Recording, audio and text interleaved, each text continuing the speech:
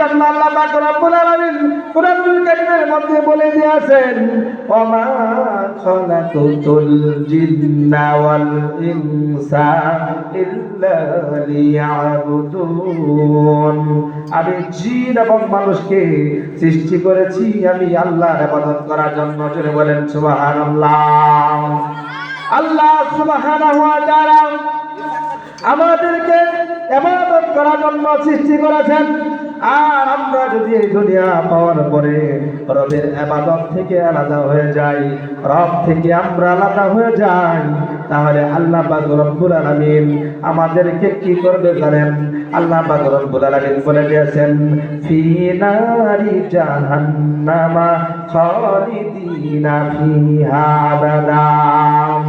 আমি জাহান্নাম বানাইছি ওই সমস্ত বান্দাদের জন্য যারা দুনিয়াতে যাওয়ার পরে আমি রবের ইবাদত থেকে আলাদা হয়ে যাবে।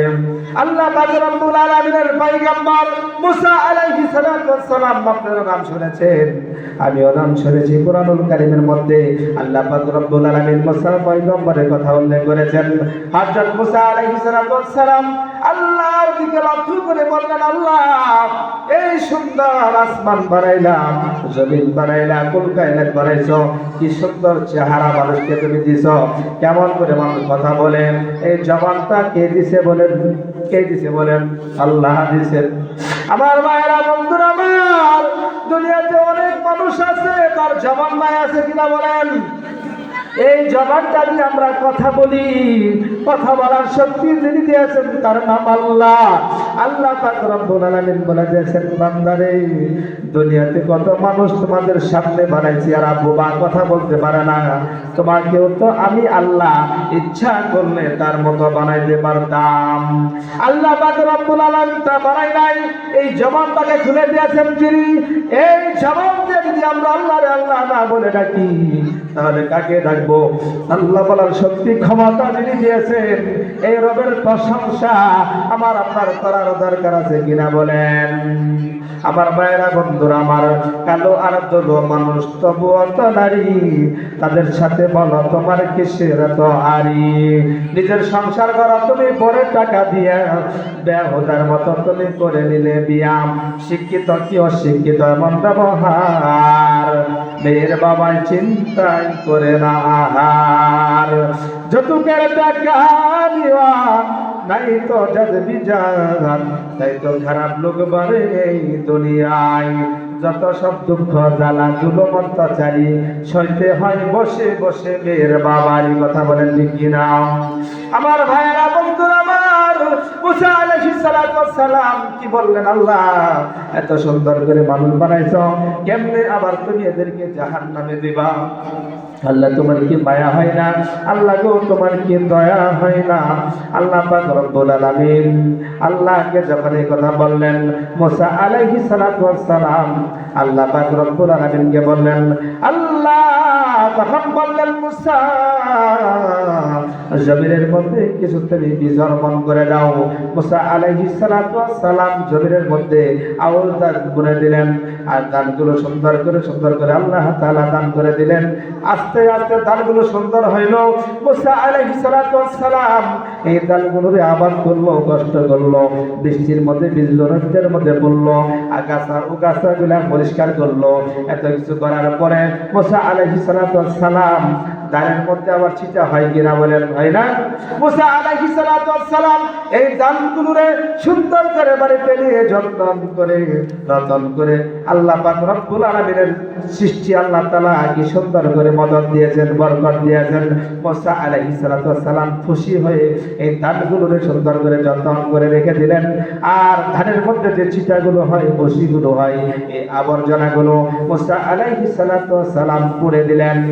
এমন তো অবস্থায় আল্লাহ পাক রব্বুল আলামিন বললেন, মুসা এই ধানগুলোরে তুমি সুন্দর করে যত্ন করে রেখে দিলাম, আর বসিগুলোরে আর আবর্জনাগুলোরে কেন তুমি পুড়ে ছাই করে দিলাম? মুসা আলাইহিস সালাতু ওয়াস সালাম বলেন, আল্লাহ গো তুমি কেমন কথা বলো? আমি আবর্জনা দিয়ে কি করবো আর বসি দিয়ে কি করবো? এটা তো আমাদের দেশের নিয়ম, এটা তো আমরা পুড়ে দেই, ছাই বানায় দেই, আবর্জনাগুলো দিয়ে কি হবে? আমরা তাই করেছি। মুসা আলাইহিস সালাতু আলাইহিসসালাতু ওয়াসসালামকে আল্লাহ তাআলা বললেন, মুসা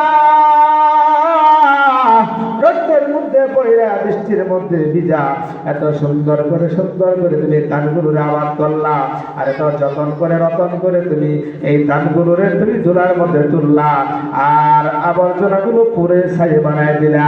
আমি আল্লাহ বান্দাকে সুন্দর করে বানাইছি, ফি আইয়ি সূরাতিন মা শাআ রাক্কাবান, আদর করে সুন্দর করে ছোটাম সমাদর্শ করে যেমনে চেয়েছি তেমনে বানাইছি। কি সুন্দর চেহারা আল্লাহ দিয়েছেন। আল্লাহ পাক রব্বুল আলামিন বলেন, আমি বানিয়েছি কিন্তু জাহান্নামে দেওয়ার জন্য না। যে বান্দাগুলো দুনিয়াতে যাওয়ার পরে আমি আল্লাহর নাফরমানি করবে, আমি আল্লাহর হুকুম মানবে না, আমি আল্লাহর হুকুম যারা শুনবে না, তাদের জন্য আমি আল্লাহ জাহান্নাম বানাইছি। এদেরকে দইরা জাহান্নামের মধ্যে তুমি যেমন আবর্জনাগুলো পুরে ছাই করে দিলা, আমি আল্লাহ এই আবর্জনা বান্দাদের জন্যই জাহান্নাম বানাইছি।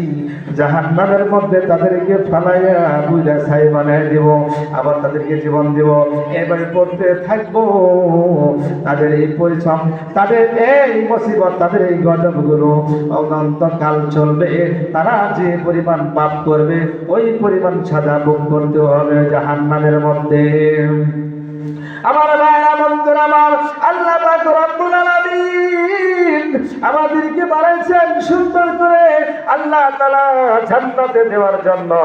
দুনিয়াতে মানুষদেরকে আল্লাহ পাক রব্বুল আলামিন মাঝে মাঝে পরীক্ষা দেয়।